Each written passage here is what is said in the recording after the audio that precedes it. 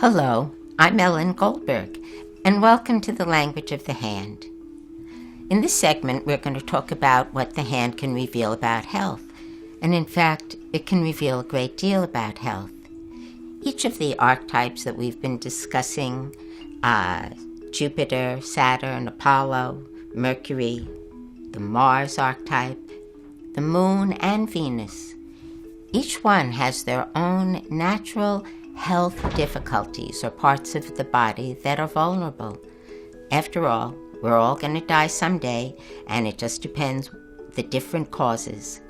And amazingly, often the cause of death is one of the parts of the body or illnesses that your own archetype is prone to. The Jupiteranian is prone to stroke, problems with the bronchioles, problems with the throat, overweight, and gout, probably from eating too much good food because it loves food. The Saturnian, they have a lot of problems. I'm Saturnian. Bones and joints, probably the knees, poor teeth and gums, weak ears, tendency to melancholy, and liver problems. Apollo, luckily, its neighbor, is a very healthy type. But if they do get ill, it's the heart. When you're reading a hand of an Apollonian, always look at the heart line and notice if right under the Apollo finger, they have a special mark on the heart line. And that would indicate that they may be quite prone to the Apollonian tendency to heart problem. You can save a life. They also have very delicate eyes, and they can't take too much light. And they sometimes have eye issues. Mercury, their illnesses have to do with the nervous system, because Mercury rules the nervous system and also the digestive tract. You'll see sometimes that they will have ulcers, colitis, just indigestion. You know they're always on the move. Of all the types, they're the ones who can't sit down and eat a meal. They'll eat on the run. They eat while they're walking, and they eat in the taxi cab and things like that. And they don't sit down or chew. And they're nervous. No wonder they have digestive problems, but it's also natural to them. And, of course, problems of the nervous system. Lucky thing for Mercury. Since Mercury was the god of medicine, they're blessed with being able to heal double fast. And many of their ills are brought on by their nerves because they are a nervous type. They have nervous electric energy that's running them all the time.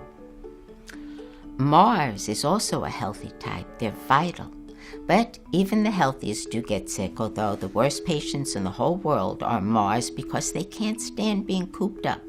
Also, if you're taking care of a Mars patient, they have to keep still. Make sure to give them some medicine. They like to know that something practical is being done. They're a very practical type. And so even if it's a placebo, give them something. But Mars would have injuries of the chest or diseases of the blood. Red Mars and red blood cells go together. Or things that might deal with the muscles. Or they might have an accident and war. Remember, they're the brave ones. Luna has many ills as well because they are associated with the moon, and the moon is associated with water, and the lunarian type holds water. And they have a certain sponginess. Their body is often quite soft and malleable, and their interior organs are soft too, so they're prey to holding bacteria. They have illnesses of the endocrine system. The very tallest type among the 7 types is Saturn, but lunarians are quite tall. These are, very pure archetypal body builds. But interestingly, among the lunarians, we also find midgets because Luna rules the endocrine system. And so if you're a lunarian, go see an endocrinologist just to check things out.